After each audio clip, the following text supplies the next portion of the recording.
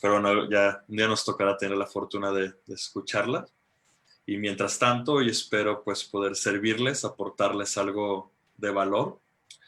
Que bueno, el Srimad Bhagavatam está lleno de joyas invaluables, ¿no? Realmente solamente es abrir cualquiera de sus páginas y poder deleitarnos, ¿no? Con sus joyas trascendentales y filosóficas. Denme un segundito nada más que abro aquí el Srimad Bhagavatam y que comparto la transmisión.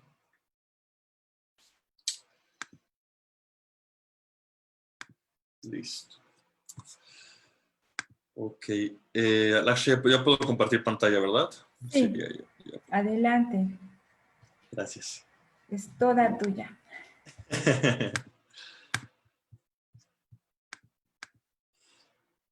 Entonces, no tuve mucho tiempo de preparar la clase. Sin embargo, justamente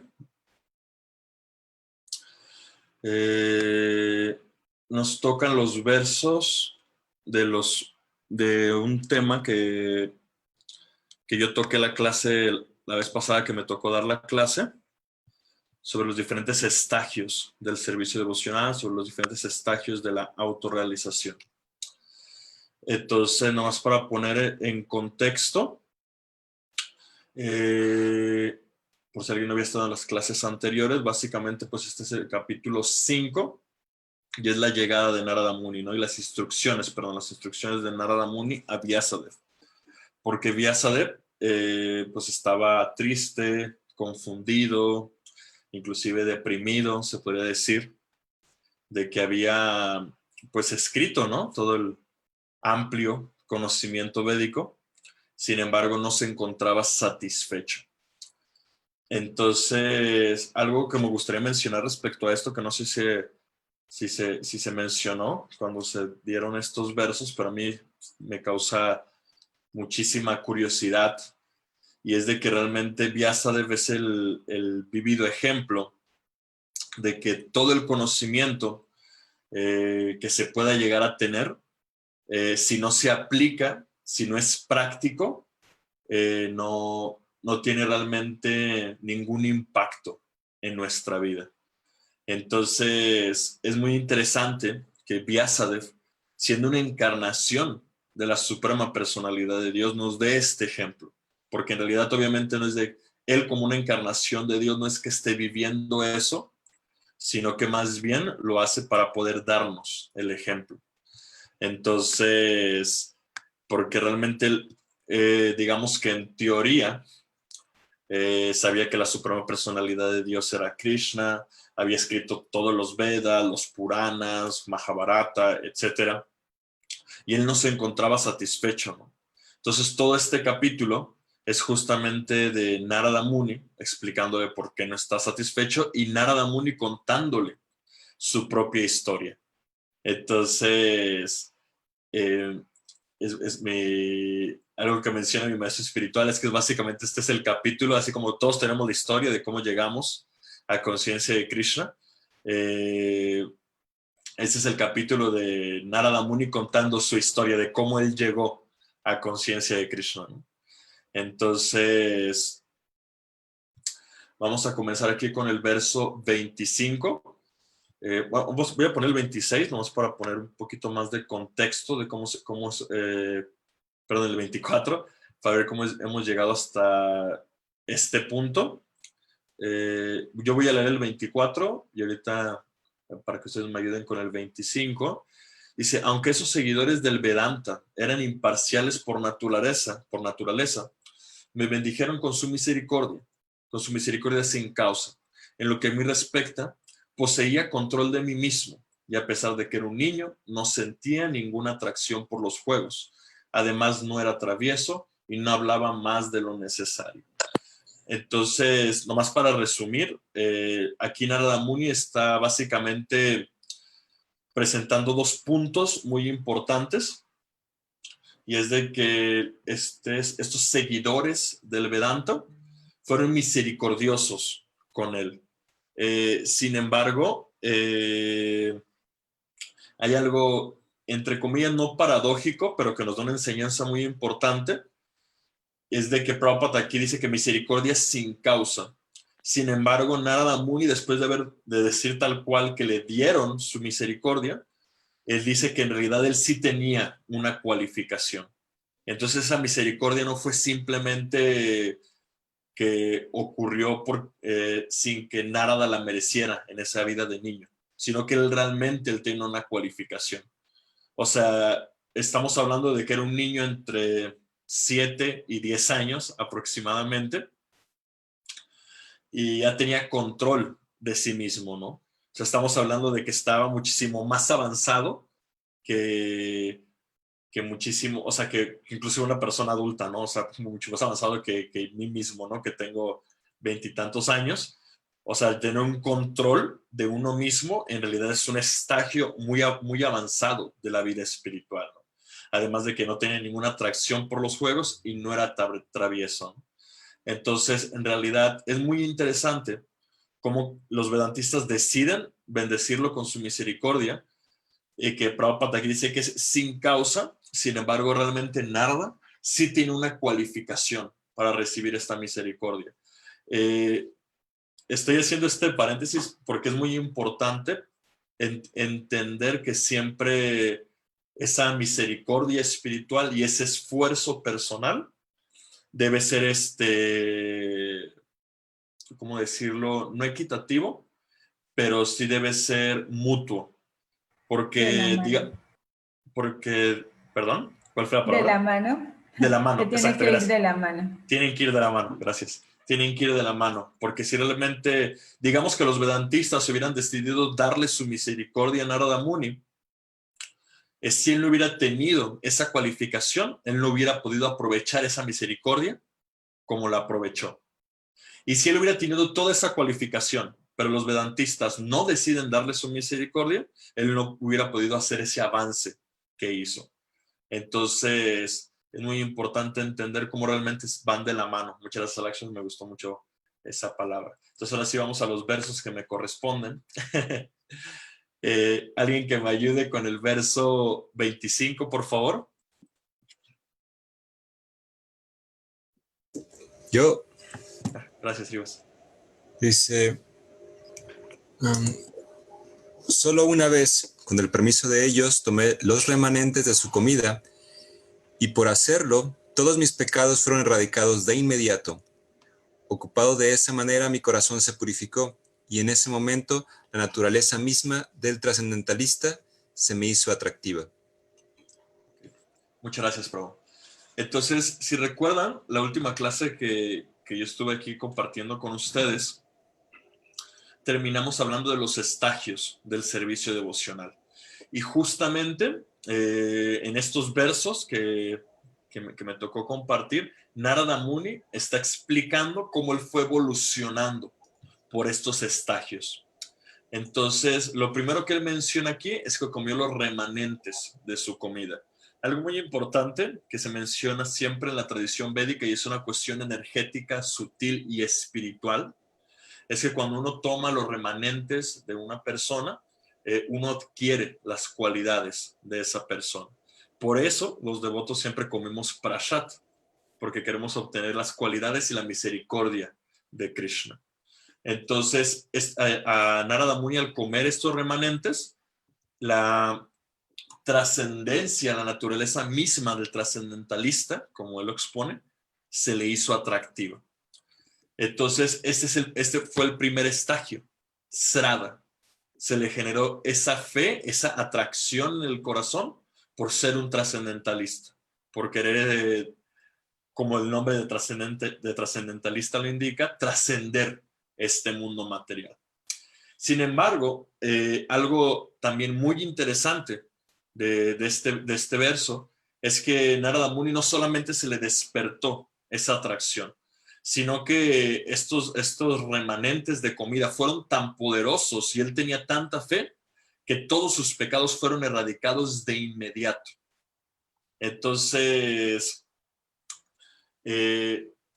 Prabhupada, el significado, empieza a explicar que realmente la potencia espiritual de las grandes almas es tan fuerte que por asociarse con ellos uno se purifica por completo. Algo muy interesante que me gustaría compartirles es que en varias partes del Bhagavatam, en varias circunstancias, se dan ejemplos de cómo se erradican por completo los pecados. Digamos, por ejemplo, se dice que si una persona se baña en el Ganges, que es el río sagrado que está en la India y que atraviesa Mayapur, donde apareció Chaitanya Mahaprabhu, y que atraviesa Vrindavan en forma del Yamuna, que es donde apareció Krishna. Se dice que es un río muy sagrado, y se dice que cuando uno se baña ahí, todos sus pecados son erradicados de inmediato. Entonces, doy este ejemplo porque a lo largo del Srimad Bhagavatam se dan muchos ejemplos así, que es como le ocurrió en este momento a Narada Muni, que se erradican los pecados por completo. Sin embargo, Prabhupada explica que el problema no es erradicar los pecados, porque así como aquí le ocurrió a Narada Muni, que con el simple hecho de comer los remanentes de los Bhaktivedantas, él erradicó sus pecados. De esa misma manera nosotros podemos utilizar esos mismos procesos tan poderosos que pueden erradicar todos nuestros pecados, todo nuestro karma, por decirlo de una manera más védica y no tan occidental. Pero el problema, dice Prabhupada, no es erradicar el pecado, sino es erradicar el deseo por disfrutar de este mundo material, que eso es lo que nos lleva a querer disfrutar de manera egoísta y por consecuencia a cometer un pecado, ¿no? Como se le conoce. Entonces es interesante porque si se fijan en este primer verso, lo que está dejando claro Narada Muni es que apenas se le está haciendo atractiva, no lo ha realizado a plenitud, solamente se le está haciendo atractiva. Sin embargo, él ya erradicó sus actividades pecaminosas. Y eso nos lleva muy importante a lo que él dice en el siguiente verso, que es lo siguiente que ocurre. Entonces, ¿alguien me ayuda, por favor, con este siguiente verso? Sí, yo puedo leer. Dice, oh Vyasadeva, en medio de esa asociación y por la misericordia de esos grandes vedantistas, pude oírlos describir las atractivas actividades del Señor Krishna, y escuchando así atentamente mi gusto por oír hablar de la personalidad de Dios, aumentó a cada paso. Perfecto, muchas gracias, Lourdes. Ok, entonces en este segundo verso nos dice cómo evolucionó su proceso. Recuerden, Estrada, primero fe, que fe es sentirse atraído, ¿no? O sea, yo tengo curiosidad y considero que este proceso de conciencia de Krishna tiene algo bueno para ofrecerme. O sea, independientemente si tengo una fe resuelta en que Krishna es la suprema personalidad de Dios, una fe resuelta en que el Srimad Bhagavatam me va a dar el conocimiento para autorrealizarme, independientemente del nivel de fe, o sea, mínimo tenemos una certeza de que este proceso nos va a dar algo positivo en nuestra vida. Entonces, eso es lo que le ocurrió a Narada en el verso anterior. Se sentía atraído por la vida de un trascendentalista y había erradicado sus pecados. Sin embargo, no había realizado realmente lo que era ser un trascendentalista. Entonces, en este segundo verso, es Strada, ahora viene Sadhu Sangha, que es asociarnos con las personas que nos pueden motivar y guiar en nuestra vida espiritual, ¿no? Entonces, él lo deja bien claro, por esta asociación, él despierta Vajana Kriya, que es oír las atractivas actividades del Señor Krishna. Entonces, él dice que gradualmente fue aumentando ese gusto, y eso es Vajana Kriya, ¿no? Que uno empieza una práctica seria. En este caso, la práctica seria que le tocó a Narada Muni fue escuchar a estos Bhaktivedantas. Entonces, aquí todavía, por ejemplo, él deja bien claro que no lo ha realizado, sino que fue aumentando el gusto por oír hablar de la suprema personalidad de Dios. Que realmente, por ejemplo, en este estágio, es en el que uno más fácil puede identificarse con Narada Muni, porque estamos despertando ese gusto por oír hablar de Krishna, por cantar el Mahamantra, por conocer acerca de Krishna. Estamos como gradualmente aumentando ese gusto. Sin embargo, en este estagio de Vajana Kriya, de ir descubriendo ese gusto, naturalmente, aún nuestra mente nos puede arrastrar, ¿no? Nos puede alejar de darnos, de sentir o de pensar que podemos encontrar un gusto o una felicidad en este mundo material o en cosas materiales, ¿no? Entonces, y esto nos podemos dar cuenta, pues a veces, por ejemplo, en la yapa, que obviamente de manera teórica podemos tener la certeza de que Krishna mismo está en su santo nombre, ¿no? O sea, realmente entre Krishna y su santo nombre no hay la más mínima diferencia, ¿no? Porque Krishna es omnisciente. Entonces, al estar cantando el santo nombre, nos estamos asociando de manera directa con Krishna. Sin embargo, esto lo podemos entender en teoría sin haberlo realizado. Entonces, como no lo hemos realizado, a veces cantar la yapa, cantar el santo nombre, nos puede parecer algo pesado o complicado o no atraernos tanto. Entonces, uno debe seguir practicando hasta que la teoría se vuelva una realidad. Entonces, aquí en este verso, Narada Muni está en ese paso en que su gusto está aumentando, ¿no? Y es el objetivo que uno debe buscar desarrollar.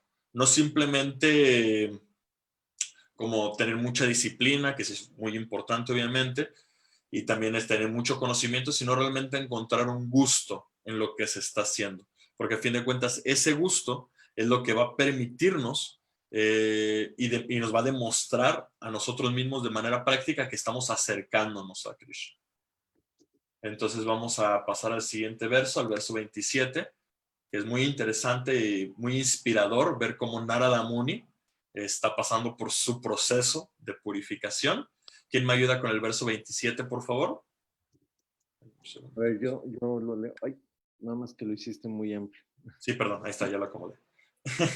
Oh, gran sabio, en cuanto probé un poco de la personalidad de Dios, mi atención por oír hablar del Señor se volvió resuelta.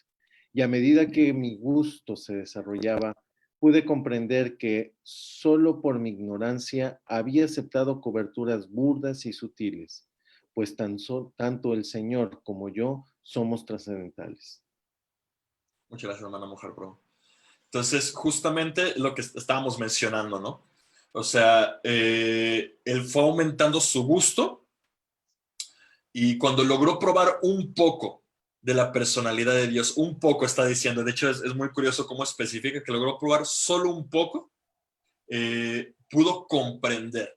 O sea, no está hablando de que fue una revelación ciega, falsa, fanática, sentimentalista, sino que realmente pudo comprender. O sea, Narada Muni estaba en un proceso espiritual racional. Eso es muy importante. A veces en Occidente, sin enseñar ni criticar ninguna tradición religiosa, todos hacen su esfuerzo sincero por buscar a Dios.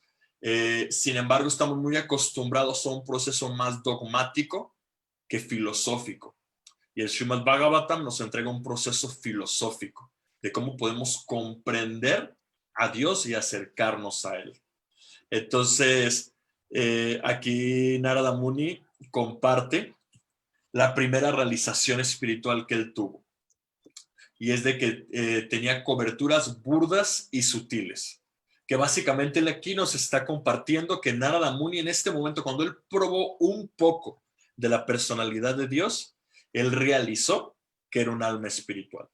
No le está diciendo directamente, pero es lo que se lee entre líneas. O sea, realmente, obviamente, darte cuenta de que no eres tus coberturas burdas y sutiles, porque él utiliza específicamente la palabra comprender. No está diciendo que conocí, me explicaron, no, él comprendió que él había aceptado coberturas burdas y sutiles, lo que significa que en este punto Narada Muni ya se había realizado como un alma espiritual.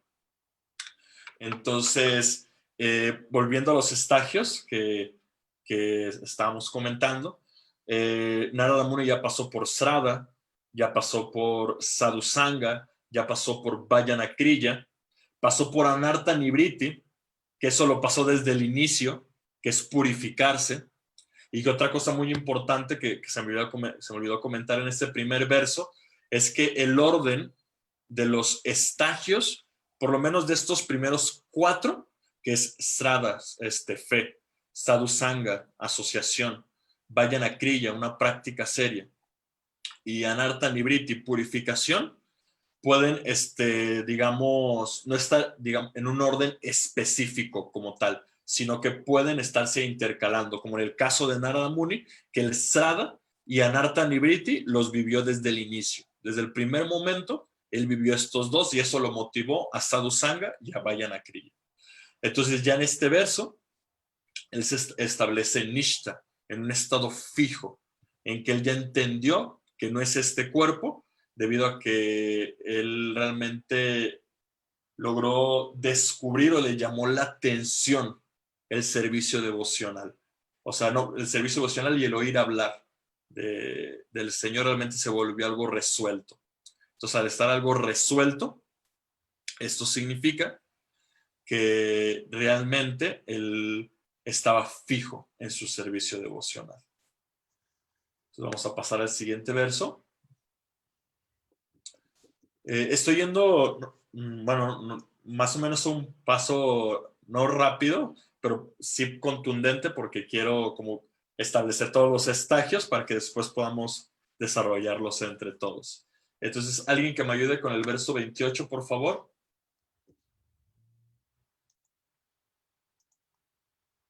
Ya se cambió tu pantalla, totalmente. Ay, perdón. Ahí está. Disculpen. Bueno, puedo ser yo quien lea el 28. Dice, así pues, durante 2 estaciones, la estación lluviosa y el otoño, tuve la oportunidad de oír a esos sabios de gran alma cantar constantemente las inmaculadas glorias del Señor Hari. Cuando el flujo de mi servicio devocional comenzó a manar, las coberturas de las modalidades de la pasión y la ignorancia se disolvieron. Muchas gracias, Alaksha. Entonces, es muy interesante porque en realidad Narada Muni tenía muchísimo avance espiritual. O sea, porque 2 estaciones, la lluviosa y la de otoño. ¿De cuánto tiempo estamos hablando?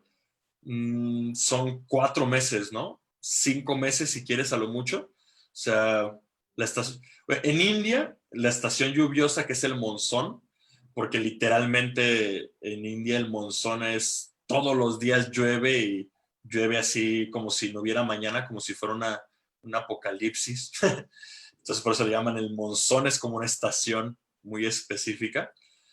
Dato curioso del monzón en India, no sé si a alguien le haya tocado estar por allá en el monzón. Yo nunca había visto gotas de lluvia tan grandes como las vi en India. Allá sí te tienes que refugiar sí o sí, porque las gotas duelen horribles y son unas gototas que te pegan en la cabeza y duelen. Pero bueno, es un dato curioso que cuando yo estaba con mi hermano Dharmaraj en India, empezó a llover y todo el mundo se escondió, ¿no? Y nosotros pues no nos vamos a mojar, ¿no? No pasa nada, ¿no?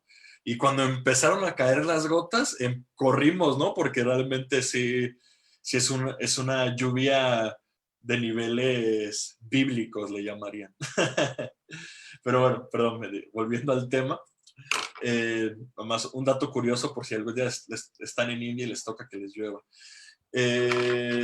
Fueron 4 meses los que Narada Muni en esta vida como niño se asoció con los Bhaktivedantas. Entonces, en estos 4 meses, fueron obviamente 4 meses de asociación constante con los devotos puros, con estos Bhaktivedantas. Entonces, bueno, son 3 puntos muy importantes, ¿no? A anotar aquí, ¿no? Lo primero es de que fue un proceso, entre comillas, muy rápido. O sea, debe haber casos, aparte de Narada Muni, de personas que en 4 meses alcanzan estadios muy elevados de la vida devocional. Sin embargo, son casos muy únicos. Realmente yo considero que la mayoría de personas, debido a nuestro proceso natural y gradual, pues vivimos en procesos de años, ¿no? Y a veces inclusive de vidas, ¿no? Entonces, denotando este primer punto, lo que hace muy evidente es que Narada Muni ya tenía un proceso de avance. O sea, él está contando esta historia desde esta vida, pero a mí personalmente lo que me da a especular, porque es mi especulación, no viene aquí en el Srimad Bhagavatam, es que realmente Narada Muni ya tenía un avance muy fuerte desde su vida anterior.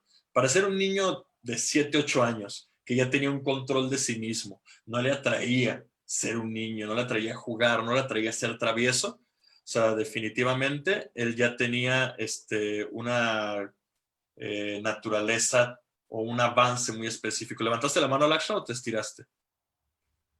Ah, ok. Entonces, y el tercer punto, digamos, que realmente Narada Muni tenía esa tendencia, pero en realidad lo que detonó ese avance tan rápido fue la asociación con los Bhaktivedantas, que eso también es muy importante. Por eso digo que son 3 puntos vitales para entender la historia de Narada Muni. O sea, primero que fue en muy poco tiempo. Segundo, Narada Muni ya tenía una convicción, un avance. Y tercero, la importancia de la asociación con devotos puros, con devotos muy, muy avanzados espiritualmente y la potencia que esto tiene. Entonces, aquí me gustaría como a poner en analogía. Hay un libro que se llama El Diario Trascendental de Harisauri Prabhu.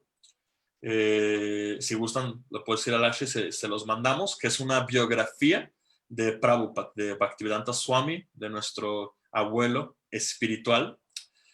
Y realmente en ese diario trascendental, Harisauri era el secretario de Srila Prabhupada. Y básicamente lo que hace, como su nombre lo indica, es de que escribe día con día lo que es vivir con Srila Prabhupada. Realmente es un libro increíble, súper inspirador. Y lo estoy poniendo en analogía con este verso y con esta circunstancia de lo poderoso que es la asociación de los devotos puros, porque en ese libro te das cuenta de lo potente que era la asociación con Srila Prabhupada, la manera en que transformaba la vida de las personas que se acercaban a él y las personas que estaban a su alrededor.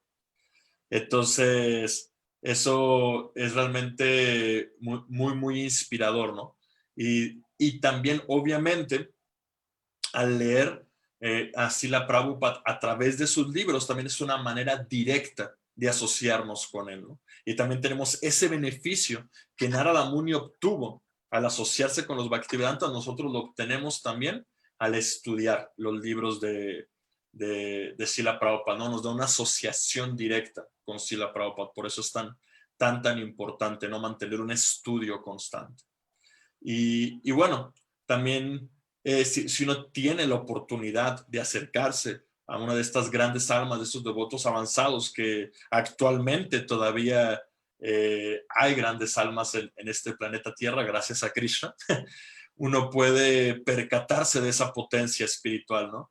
Yo puedo compartirles un poquito mi experiencia cuando tuve la oportunidad de estar solamente una semana con mi maestro espiritual, y cuando terminó, bueno, en diversas ocasiones obviamente he podido estar con mi maestro espiritual, pero como su sirviente personal, tuve la oportunidad de estar una semana con él, y cuando terminó la semana, y regresé a la realidad, por decirlo de alguna manera, me sentí así, como que regresé a la realidad, como, me sentí como una semana, como si estuviera fuera del tiempo, fuera del mundo material. Fue así una semana súper transformadora espiritualmente para mí, ¿no? Y es cuando realizas que realmente la asociación con las grandes almas transforma por completo.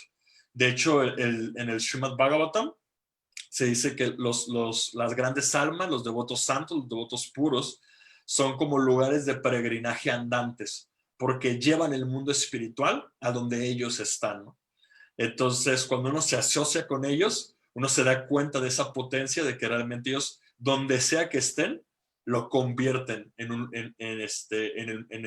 con una atmósfera completamente espiritual, ¿no? Que te desconecta de este mundo material. Entonces, vamos al siguiente verso para seguir descubriendo cómo Narada Muni fue evolucionando. Alguien que me ayude, por favor, a leer este verso 29. Yo estaba muy apegado a esos sabios, tenía un comportamiento sencillo y todos mis pecados fueron erradicados en el servicio a ellos. En mi corazón yo tenía una gran fe en ellos. Yo había subyugado los sentidos y con la mente y el cuerpo estaba siguiendo a los sabios estrictamente. Muchas gracias, Livy. Ok, entonces, algo lo primero que a mí me llama la atención de este verso es que en el inicio, Narada Muni ya había establecido que sus pecados fueron erradicados. Sin embargo, aquí lo vuelve a recalcar. Entonces, esto puede significar dos cosas, que lo está reafirmando para que se entienda lo poderoso que es la asociación con los devotos puros, o que en realidad esa evolución del punto A al punto B, en donde se encontraba en Srada, y actualmente ya generó a Shakti, un apego, porque es lo que básicamente está dando a entender Narada Muni en este verso, es que él realmente ya tenía un apego por los sabios, tenía un apego, tenía una gran fe, y cuando realmente uno está en ese estagio de ashakti, de apego, es cuando realmente se logra erradicar no solamente la actividad pecaminosa, sino el deseo por la actividad pecaminosa, que es lo que yo les mencionaba desde el inicio. Entonces, para recapitular, comenzamos con Srada, ¿no? Sintió esa atracción por ser un trascendentalista Narada Muni. Después se asoció con esas almas, empezó a practicar seriamente, escuchar con esas almas, inició su proceso de purificación, eso lo vimos desde el primer verso y ahorita se reafirma. Después en el verso anterior nos explicó cómo él estaba fijo en su servicio devocional, Nishta, estaba fijo en su servicio devocional, y ahora nos revela que estaba ya realmente apegado, no solamente a la práctica espiritual, sino a esos grandes sabios. Algo muy importante de aclarar, a veces actualmente apego siempre se entiende como algo negativo. Eres una persona muy apegada, eres una madre muy apegada, eres un esposo muy apegado, o estás muy apegado a esto o aquello, y a veces se entiende como algo negativo. Sin embargo, también existe el apego positivo. Entonces, Narada Muni nos enseña que estaba apegado positivamente a los sabios, ¿no? Entonces, las líneas en que él termina este verso son muy importantes para definir que esto, tomando una idea del otro día de la clase de Estribas, que el Bhagavatam deja muy en claro la diferencia entre las religiones materialistas y las religiones trascendentalistas, ¿no? Narada Muni le está diciendo que él subyugó sus sentidos y su mente y estaba siguiendo a los sabios estrictamente. A veces cuando se habla de control de los sentidos en la sociedad en la que vivimos, siempre se piensa en represión y frustración y no, yo no quiero reprimirme, yo no quiero frustrarme, yo quiero estar feliz de la vida, ¿no? Y para eso debo satisfacer mis sentidos. Pero justamente ese es el gran engaño que vivimos en la sociedad moderna, ¿no? Y todos lo podemos experimentar, ¿no? Por más que intentes explotar tus sentidos, por más que intentes darles placer, por más que intentes saciar a tu mente, nunca pasa. La mente siempre va a pedir más, los sentidos siempre van a pedir más, ¿no? Entonces, el Bhagavatam, no solamente en esta historia de Narada Muni, en múltiples historias, nos demuestra lo importante que es el control de los sentidos. Entonces, obviamente, debe ser un proceso gradual. De hecho, Narada Muni ya lo dejó claro en los versos anteriores, que fue un proceso gradual. O sea, él ya tenía esa tendencia natural, sin embargo, no fue que se reprimiera y se frustrara, sino que fue un proceso gradual. Ya que, perdón que sonó un poquito repetitivo, pero ya que la frustración no es un camino espiritual tampoco, ya que la frustración conlleva más bien justamente pensar que no hemos disfrutado de manera apropiada en nuestra vida. Y obviamente la frustración no te lleva a una realización de plenitud espiritual. Entonces, por eso ese verso en el que Narada nos explica paso a paso es de vital importancia para entender en nuestra práctica espiritual. Ya que nosotros debemos entender, así como Narada Muni está contando cómo él alcanzó la autorrealización, nosotros debemos conocernos a nosotros mismos y entender cuál va a ser nuestro proceso, obviamente siguiendo o tratando de seguir los lineamientos que nos enseñan las grandes almas, que nos enseña el Srimad Bhagavatam, pero cuál es nuestro proceso, para que realmente sea un proceso natural.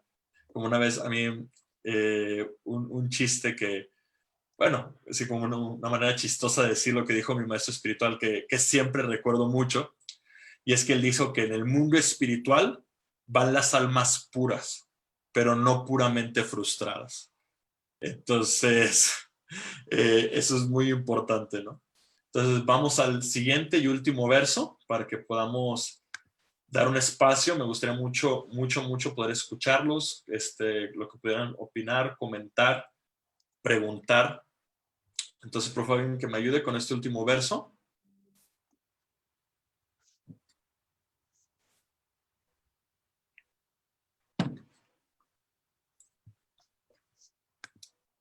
A ver, mientras se marchaban, esos Bhaktivedantas, que son muy bondadosos con las almas pobres del corazón, me instruyeron lo referente a esa materia más confidencial de todas, que es instruida por la propia personalidad de Dios. Gracias, Pro. Ok. Bueno.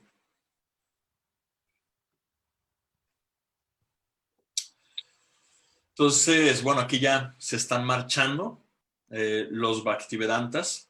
Entonces, como se darán cuenta, Narada Muni se quedó en Ashakti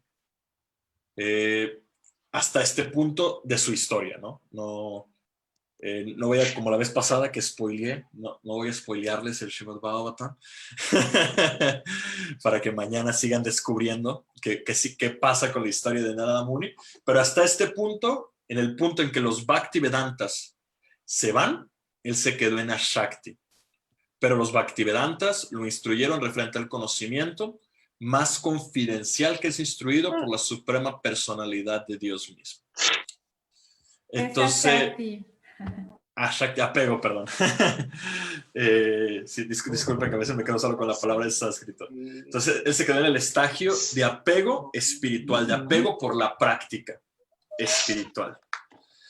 Entonces, una vez que los Bhaktivedantas se van, lo dejan con esa instrucción del conocimiento más confidencial. ¿A qué se refiere, no? ¿A qué se refiere este conocimiento más confidencial? No significa que, o sea, después, o sea, estuvieron enseñando estos 2 meses y justo antes de irse le dieron así como el súper secreto, ¿no? Así de, este es el secreto milenario. Sino que más bien, eso que le enseñaron a lo largo de los 2 meses es el conocimiento más confidencial. ¿Por qué es el conocimiento más confidencial? Porque es el que nos acerca directamente a la suprema personalidad de Dios. Ese es el conocimiento más confidencial. Entonces, me gustaría terminar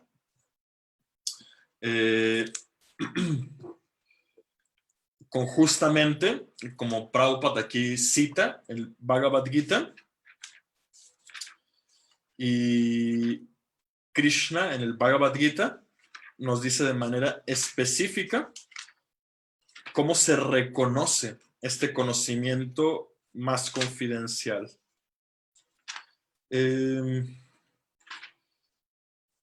Srivas, ¿me ayudas a recordar Raya Villan, Raya Guhyam? ¿Es 9 qué? 9-2. Ah, con razón me lo pasé. Aquí está. Entonces, ya estaba por el 9:16. Dije, ¿cómo no lo encuentro si estaba aquí al inicio?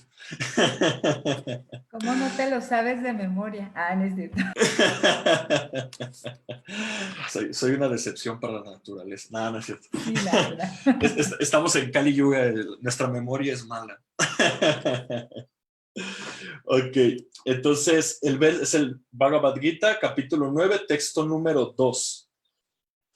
Y le dice Krishna Arjuna, este conocimiento es el rey de la educación. Es el más secreto de todos los secretos. Es el conocimiento más puro de todos. Y como brinda una percepción directa del ser mediante la iluminación, es la perfección de la religión. Además es eterno y se practica con alegría. Entonces, yo quería terminar con este verso porque justamente, con alegría,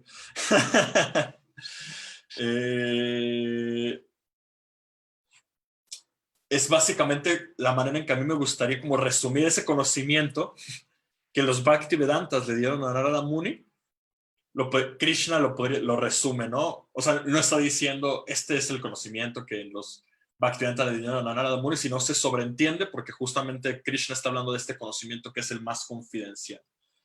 Entonces, lo primero que es muy importante es que nos viene una percepción directa del ser. Y lo que yo quiero como compartir es que así uno puede realizar qué tan avanzado filosófica y espiritualmente es el conocimiento que uno está aprendiendo. En la medida en que nos brinde una percepción del ser y nos ilumine, que eso es lo que nos ofrece el Srimad Bhagavatam, ¿no? Entonces, y el tercer punto, y súper importante, es que se practica con alegría.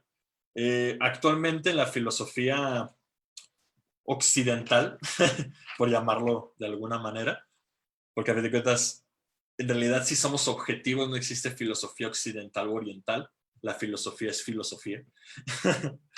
Pero en las tradiciones occidentales, pareciera que la filosofía cada vez se volvió más pesimista.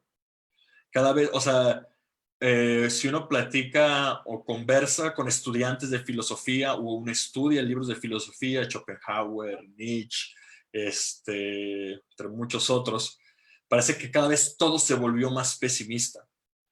Y comprender la realidad, comprender la verdad, se volvió algo, pues algo negativo, ¿no? Inclusive hay una frase, ¿no? Me parece es de Schopenhauer, que dice que la verdad no tiene el don de dar alegría, de dar alegrías.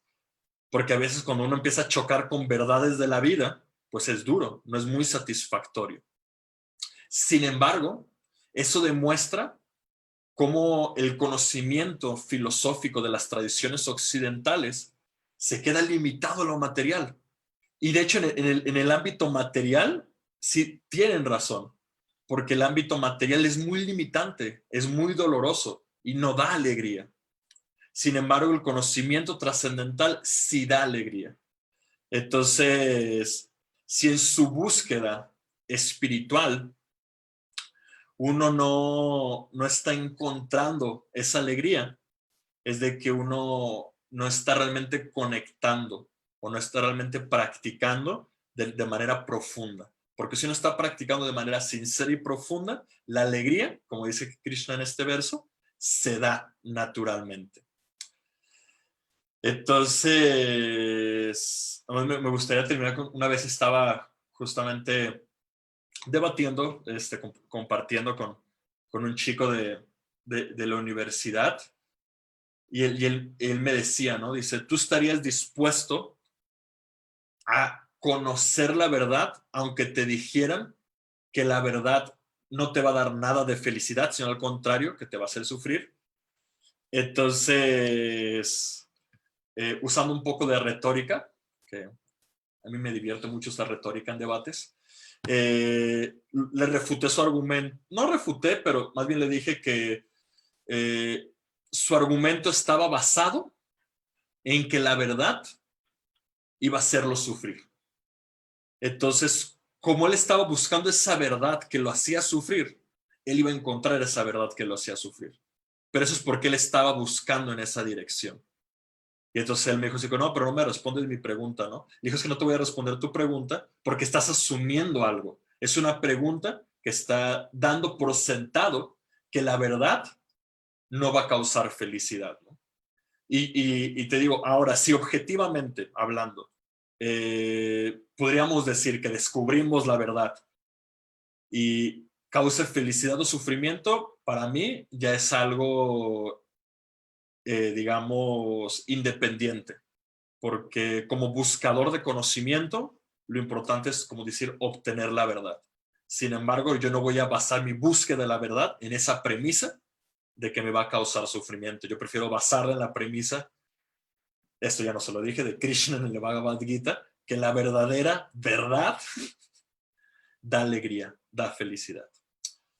Entonces, bueno, a mí me gustaría parar aquí, me gustaría escuchar sus preguntas, sus comentarios, sus quejas, si les parece que no están de acuerdo con lo que expongo, también se vale, no siempre el que da la clase tiene la razón. Entonces, sí, me gustaría escucharlos.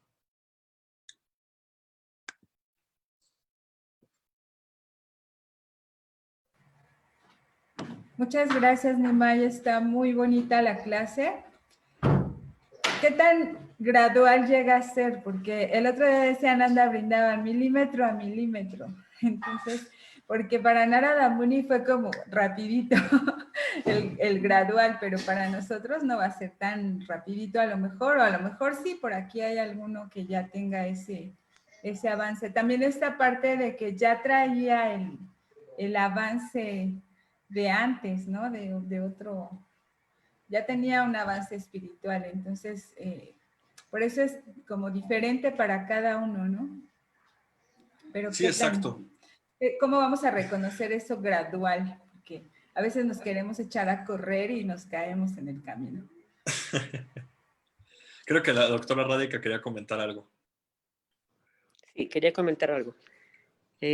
Algo muy interesante que tú estabas diciendo acerca de ese compañero, tú que le contestaste acerca de la felicidad y el sufrimiento que se produce dependiendo de lo que uno decida. Y sí, tienes razón, solamente que también debemos de aprender a saber que estamos dispuestos a lograr algo y que muchas veces, o la mayoría de las veces, tenemos que hacer cierta austeridad para lograrlo. Entonces, las austeridades no siempre nos causan un gran bienestar. Sin embargo, cuando nosotros llevamos a cabo un ayuno o cuando pensamos es para poder avanzar, para purificarme, y estamos dispuestos a hacerlo. Pero cuando no estamos dispuestos, entonces la austeridad se vuelve bastante pesada. Entonces es importante pensar que tenemos que estar dispuestos a avanzar en la vida espiritual y que en algún momento nos va a costar más trabajo porque no estamos preparados para esa parte de mi vida. Sin embargo, Narada Muni nos pone el ejemplo de una manera muy, muy práctica, en el sentido de que él estaba preparado y obviamente recibió todo el conocimiento de una manera rápida. Y como decía Laxia, no vamos nosotros tan rápido. Y obviamente no es tan sencillo pensar que la verdadera felicidad está ahí, tan cerca de nosotros, que solamente tenemos que pensar que tenemos que lograr asociación de los devotos, asociación de las personas santas, asociación de las personas con conocimiento, para que nos transmitan desde su corazón el verdadero conocimiento. Si no recibimos ese conocimiento de esa manera, entonces todo se vuelve bastante arduo y difícil, y muchos devotos se alejan del proceso porque observan que ese proceso es demasiado sufrimiento. Pero si lo transmitimos como el hecho de que levantarme temprano, estar en sadhana, eso me produce una gran felicidad lograrlo, que sé que todos en este grupo lo están realizando. Es algo muy interesante, porque cuando uno lleva a cabo un sadhana, entonces cambian muchas cosas en nuestra vida. Y entonces sí, la verdadera felicidad está muy cerca. Nomás quería comentar eso. Muchas gracias, hijo. Gracias por todo. Tu clase estuvo muy bella. Gracias a ti por tan maravilloso comentario. Hare Krishna, buenos días. Buenos días, Lu. A mí me dejaste, bueno, toda tu clase me encantó, pero me dejaste reflexionando muchísimo en este elemento que señalaste casi al final de tu presentación, donde identificas ese sentimiento de plenitud o de felicidad como un termómetro para saber en qué etapa o momento estamos avanzando. De hecho, lo dijiste muy bonito. Lo dijiste de una forma muy bonita, ¿no? Muy filosófica, así muy linda, que decías, ¿no? Bueno, o a lo mejor eso fue lo que yo estoy haciendo así la lectura de lo que tú dijiste, ¿no? Que como yo lo interpreté que como la plenitud que vamos desarrollando o la sensación de plenitud y de felicidad que vamos desarrollando conforme vamos avanzando en estas etapas, es lo que nos va dando como ese termómetro de nuestro avance. Si es así, lo dice la lectura correcta. Sí, es correcto. ¿Sí? ¿Es correcto? Y en este sentido, me dejaste pensando un poco en mi vivencia, ¿no? En esta experiencia de cuando yo llegué a conciencia de Krishna, pues yo como siempre me había venido con muchas preguntas, ¿no? ¿Quiénes somos? ¿Qué sentido tiene la vida? La vida no puede ser nada más trabajar para comprar cosas, para ir al súper y comprarte cosas y acabarte muriendo, ¿no? O divertirte. Y entonces, conforme vas avanzando en las lecturas, en las clases, en asociarme con devotos, cada vez todas esas respuestas que voy obteniendo van haciendo como que más plena mi experiencia y me van motivando al mismo tiempo para querer más y más y más y más. Entonces nada más quería compartir esto que habías detonado, ¿no? Con tu frase. A mí me encantaría si pudieras volverlo a repetir porque lo dijiste muy bonito. Entonces, no, a lo mejor ya no te sale igual de inspirado, pero algo así como súper lindo como lo dijiste. Pero muchas gracias por la clase. No, gracias a ti, Lu. Perdón, Shivas, ¿quieres comentar algo? Nomás, Alaksha había hecho una pregunta, ¿no? ¿O fue nada más comentario? Pues entre pregunta y comentario, como que qué tan gradual va a ser, pero eso creo que es algo individual. Tiene que ser una reflexión personal de cada uno. Porque para uno va a ser, para la hormiguita no es lo mismo que para la gacela, ¿no? O sea, no puede ser lo mismo. Sí. Pues bueno, sí, para retomar así un poquito en retrospectiva las ideas, sí es individual y al mismo tiempo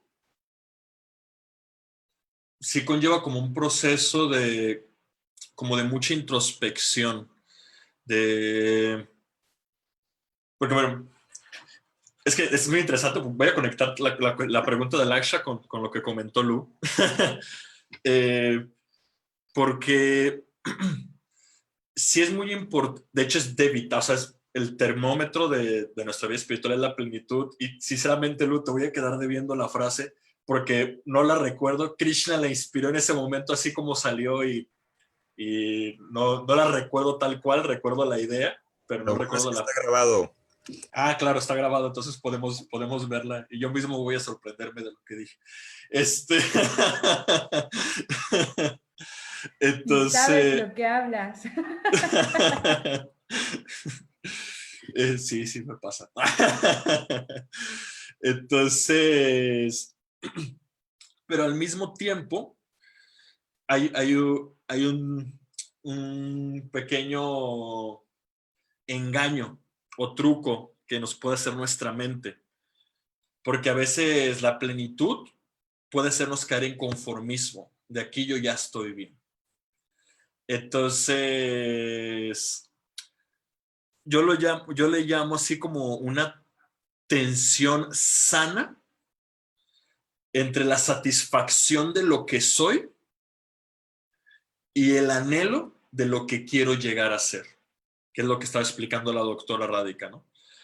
Es ese punto intermedio entre el reconocimiento de yo soy esto y estoy pleno con esto que soy, pero eso no significa que yo esté caminando en esa dirección de lo que quiero llegar a ser. Entonces, por eso es muy importante tener claro cuál es el objetivo. Y otro punto muy importante respecto a la plenitud en la práctica espiritual, no necesariamente plenitud en mi práctica espiritual significa que yo esté emocionalmente tranquilo, porque, no sé, me gustaría comentarle a la doctora Rádica o a Srivas, que estoy seguro que van a estar de acuerdo conmigo en esta idea, de que a veces uno puede estar muy pleno espiritualmente, pero puede estar mentalmente en un estado de mucho estrés, de mucha presión, de mucha ansiedad, o incluso un estado mental de depresión, pero espiritualmente te sientes pleno. Es un contraste que es muy difícil de explicarlo si no se ha experimentado. Comento Sivas y a la doctora, porque son muy cercanos, son mi familia, pero si es y uno en esos momentos, uno podría cuestionarse de cómo es posible, ¿no? Que internamente, muy dentro de mí, me siento tranquilo, pero al mismo tiempo reconozco que estoy experimentando esta ansiedad, esta frustración, cómo uno lidia con eso, ¿no? Entonces, lo primero, obviamente, ese tipo de circunstancias nos hace poder realmente realizar que somos almas espirituales y que la mente va a seguir en su dualidad. Y eso es lo que quería comentarle a Lu, ¿no? O sea, la plenitud espiritual que sentimos va a seguir o tiene que seguir evolucionando. Y conforme uno logre desapegarse o desidentificarse de esos estagios duales de la mente, porque la mente puede que un día se siente súper eufórica, súper feliz, súper increíble, y uno pueda confundir eso con que uno es así como que soy súper espiritual, ¿no? Que de hecho eso es lo que pasa con el ejemplo de Laksha, que a veces uno un día se despierta súper motivado y es súper eufórico y uno corre en su vida espiritual y tropieza. Es porque ese entusiasmo nace de la euforia de la dualidad de la mente y no de la plenitud del ser. Por eso uno tropieza. Entonces, pero no pasa nada. No pasa nada porque seguimos avanzando. Seguimos avanzando. Entonces, el punto es, la doctora Rádica dio en el punto clave de tener claro cuál es ese objetivo. Pero al mismo tiempo, no trabajar desde la perspectiva material de frustración, de no voy a ser feliz hasta que llegue a ese punto. Porque la práctica espiritual es al contrario, da satisfacción en este mismo instante, en este mismo momento. Entonces, ese era un punto muy importante que quería conciliar los dos puntos que comentaban tanto Alaksha como Lu. No sé, ¿ustedes qué opinan? Yo tengo algo ahí Sí, gracias. que decir, a lo mejor, bueno, Lulu como psicóloga igual y me orienta, pero a mí me ha pasado eso que tú comentas, de sentir satisfacción espiritualmente, o sea, internamente, pero externamente, o sea, las cosas que están en mi alrededor no están en orden y entonces eso me genera estrés o insatisfacción. Pero también he observado que eso se da precisamente porque queremos, o sea, manejamos nuestro tiempo desequilibradamente, o sea, no le damos el tiempo correcto a cada cosa y todo es importante en sí. Por ejemplo, mi salud física es importante, mi salud financiera es importante, mis relaciones con las personas con las que convivo son importantes. Entonces, como de repente nos desbocamos haciendo hacia un solo sentido el esfuerzo, entonces empezamos a sentir desequilibrio. También pasa que a veces estás muy ocupado en ganar dinero, en satisfacer tu vida material y te olvidas de tu vida espiritual, entonces también sientes insatisfacción. Entonces necesitas encontrar un punto de equilibrio. Yo creo que ese es el reto que tenemos todos los días, en encontrar ese punto de equilibrio, ¿no? Los coaches te ponen así técnicas, ¿no? Para dividir tus horas del día, de la semana, para dedicar un poco de tiempo a cada área de tu vida. Y esa es la tarea que, bueno, por lo menos a mí toda la vida me ha estado ocupando y no he podido lograrlo. Entonces, ahí voy. Exacto. Sí, de hecho, perdón, Cintia. Es que, bueno, yo lo veo como un timo, ¿no? Como el timo del barco, que tienes que equilibrarlo y que tienes todos esos, no sé, brazos, ¿no? Que tienes que ir, acomodando para que tu barco no se vaya de lado o no se desbanque, no se pierda.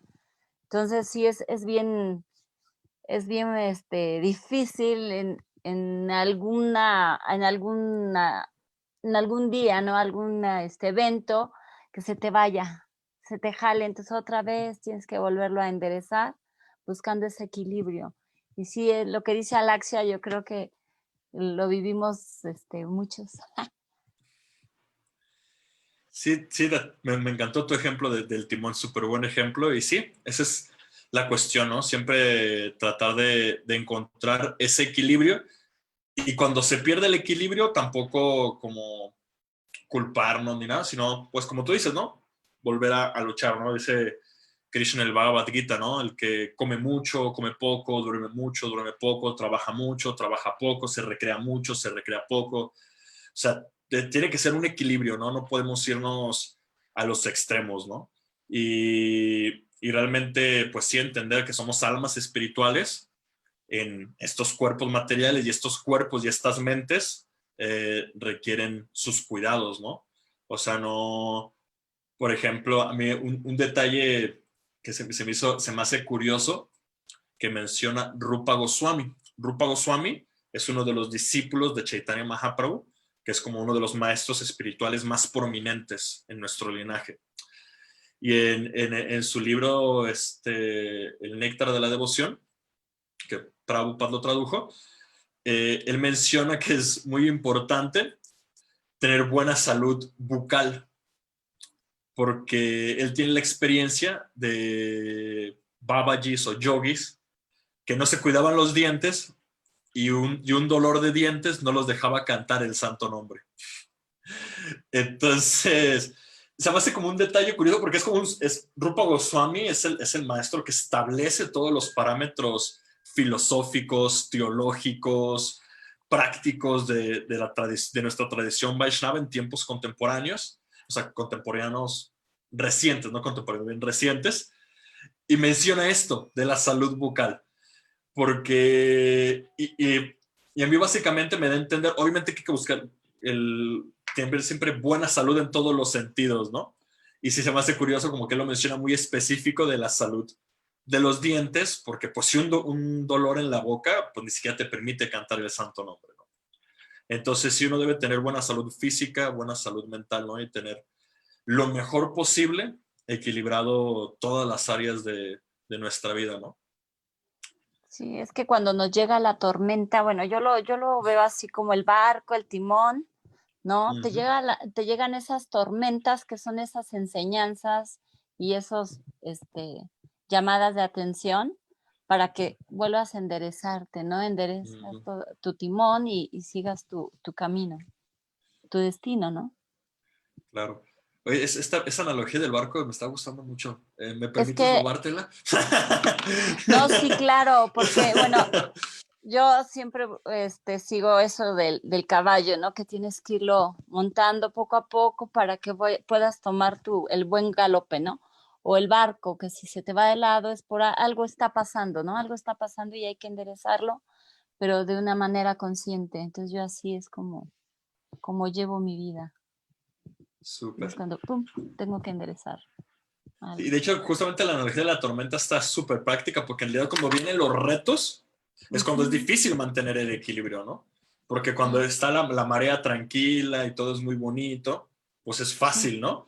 Pero cuando vienen las tormentas y las olas y la lluvia y el viento y nada te sale bien y esto y aquello, es cuando cuesta trabajo pues mantener el equilibrio. Sí, tienes que tener esa conciencia, ¿no? La conciencia de qué está pasando, qué me está llegando, qué me está enseñando, para dónde tengo que enfocar, ¿no? Enfocar mi camino. Así es. Perfecto, Cintia. Pues ya nos pasamos 6 minutitos. No sé si alguien quiere agregar algo más. Rápidamente, en referencia del avance, me gusta mucho la idea, por ejemplo, del cuento de la tortuga y la liebre, ¿no? Y que van en competencia de carrera. Pues al final tú tomas la velocidad que tú necesitas y vas avanzando hacia esa carrera para alcanzar una meta que en este caso es hacernos conscientes de Krishna. Y de alguna manera, pues habrá quienes corran muy rápido y habrá momentos en que también se puedan detener y porque la vida sí en algún momento espiritual se detiene, pero también está los que avanzamos de manera más despacio, como tortuguitas, pero ahí vamos caminando hasta que llega un momento en que te conectas y ya estás en ese momento, ¿no? Espiritualmente avanzado, por así decirlo. Sí, realmente lo más importante, ¿no? Nunca perder como el objetivo, sea cual sea el ritmo, que nuestra naturaleza nos permita. Eso es muy importante. Seamos la tortuga, la liebre, lo que sea, ¿no? Muchas gracias, Pro. Muchas Pues bueno, yo gracias. les agradezco muchísimo a todos. Siempre es un gusto escucharlos, compartir y pues nos estamos viendo por aquí en las siguientes clases. Muchas gracias. Sí, muchas gracias. Muy buena tu clase, Hare gracias. Krishna. Abra sus Excelente. cámaras para verlos, no Hare sean Krishna. Que así. sea así, adiós. Tanto esperar para verlos y no abren su cámara, qué bárbaros. No sean egoístas. Cuídense Ya le mucho. están Hare abriendo. Krishna, Abrazos, gracias, Ivonne. Krishna, bye. Hare Hasta Maharaj, luego, eso. gracias. Sí, sí, sí. Bye, bye. Abrazos. Dharma. Bye. Bye. Bye. Abrazos a todos, que estén bien. Excelente.